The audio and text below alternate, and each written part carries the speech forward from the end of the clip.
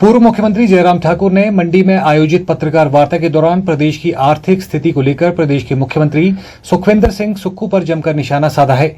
नेता प्रतिपक्ष जयराम ठाकुर ने कहा कि 28 तारीख को मुख्यमंत्री ने कर्मचारियों की सैलरी और पेंशनरों को पेंशन देने की जो घोषणा की है वो इसलिए की है क्योंकि केंद्र सरकार ने सेंट्रल टैक्स का शेयर 1479 करोड़ रुपए प्रदेश सरकार को एडवांस में दिया है, जिसके लिए उन्हें केंद्र सरकार का आभारी होना चाहिए। अगर केंद्र सरकार रेवेन्यू डेफिसिट ग्रांट और सेंट्रल टैक्स का शेयर देना बंद कर दे तो प्रदेश सरकार के लिए कर्मचारियों की सैलरी और पेंशन देना मुश्किल हो जाएगा। नेता प्रतिपक्ष एवं पूर्व मुख्यमंत्री जयराम ठाकुर ने मंडी में आयोजित पत्रकार वार्ता के दौरान मुख्यमंत्री पर जमकर निशाना साधते हुए कहा कि आर्थिक तंगी का रोना रो रो कर सरकार नहीं चलाई जा सकती है। उन्होंने कहा कि इस बात का जिक्र ही मत कीजिए कि प्रदेश की आर्थिक स्थिति ठीक नहीं है। ये सलाह भाजपा की ओर से मुख्यमंत्री सुक्खू को दी गई है। इसीलिए मुख्यमंत्री ने आजकल ये कहना शुरू कर दिया है कि हिमाचल प्रदेश में कोई आर्थिक संकट नहीं है। जयराम ठाकुर ने कहा कि आज अगर हिमाचल प्रदेश में सड़कें बन रही हैं तो वे प्रधानमंत्री ग्राम सड़क योजना की 3000 करोड़ रुपए के तीसरे फेज की शुरुआत होने की वजह से बन रही है। उन्होंने कहा कि स्टेट बजट से सड़कें नहीं बन रही है। पिछले 2 साल की बरसात में जो सड़कें टूटी थी वो ज्यों की त्यों पड़ी हुई है। 12 पुलों में से एक भी रिस्टोर नहीं हो पाया है। पार्टी में ऊपर से इस बात का संज्ञान लिया, ये रोना बंद करिए। रो रो करके सरकार नहीं चलाई जा सकती है और इसलिए उनको कहा कि आप इस बात का जिक्र ही मत करिए कि प्रदेश की आर्थिक स्थिति ठीक नहीं है। और फिर अचानक शुरू कर दिया है आजकल मुख्यमंत्री जी ने बोलना कि हिमाचल प्रदेश में कोई आर्थिक संकट नहीं है और हिमाचल प्रदेश में आने वाले समय में 2027 तक हिमाचल अपने पांव पर आर्थिक रूप से खड़ा होगा और 2032 में हिमाचल पूरे देश का सबसे समृद्ध राज्य होगा। ऐसे भविष्यवाणी कर रहे हैं जैसे कि कोई पंडित जो है, जो बहुत प्रकांड विद्वान, जो जानकारी रखता हो, उस तरह से जानकारी दे रहे हैं। लेकिन प्रश्न पैदा होता है कि अगर आर्थिक संकट हिमाचल प्रदेश में नहीं है तो ये कर्मचारियों की सैलरी की आपको हर महीने घोषणा क्यों करनी पड़ रही है? इस महीने 5 तारीख को मिलेगी और सैलरी के बाद फिर जो पेंशन जो है वो 10 तारीख को मिलेगी और फिर उसके बाद फिर कह रहे हैं कि अब 28 तारीख को मिलेगी। इसका मतलब है कि आपका फाइनेंशियल मैनेजमेंट जो है पूरी तरह से कोलैप्स हो गया है, सिस्टम में कोई चीज रही नहीं है।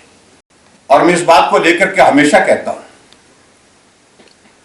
अगर हिमाचल प्रदेश में आज की तारीख में जो स्थिति है, अगर केंद्र की ओर से रेवेन्यू डेफिसिट ग्रांट की जो किस्त आती है 550 करोड़ रुपए की, अगर वो ना आए तो कर्मचारियों की सैलरी देना मुश्किल होगा। अगर हिमाचल प्रदेश को केंद्र से जो सेंट्रल टैक्सेस का जो शेयर वो अगर आना बंद हो जाए तो हिमाचल प्रदेश में ये स्थिति हो जाएगी, जो 750 करोड़ आता है तो कर्मचारियों की पेंशन देना बंद हो जाएगा, मुश्किल हो जाएगा। अगर आज हिमाचल प्रदेश में कर्मचारियों को अगर सैलरी मिल रही है तो वो केंद्र की वजह से मिल रही है, क्योंकि रेवेन्यू डेफिसिट ग्रांट जो है 550 करोड़ रुपए आता है, उससे राहत मिलती है। अगर पेंशन को पेंशन मिल रही है तो 750 करोड़ रुपए जो केंद्र से हमारा सेंट्रल टैक्सेस का जो स्टेट शेयर जो है वो आता है। तब अभी 28 तारीख को सैलरी देने की घोषणा की और वो घोषणा किस लिए की? वो इसलिए की क्योंकि केंद्र ने सेंट्रल टैक्सेस का शेयर जो है 1479 करोड़ 1479 करोड़ रुपीज जो है वो एडवांस कर दिया और उनके चेहरे पर इस बात को लेकर के खुशी भी है। स्वाभाविक रूप से उनको बहुत बड़ा राहत मिली है इससे। और इन सारी चीजों की वजह से